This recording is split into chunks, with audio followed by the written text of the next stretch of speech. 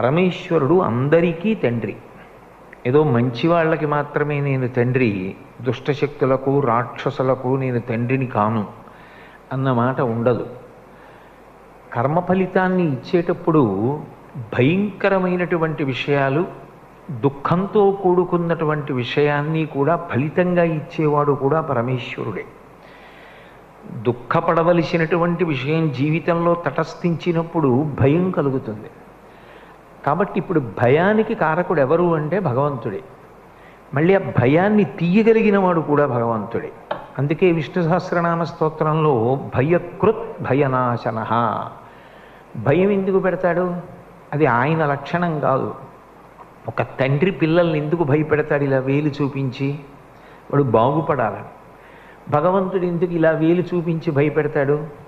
ఎందుకు దుఃఖాన్ని కల్పిస్తాడు? కాలోహి బలవాన్ కర్త సత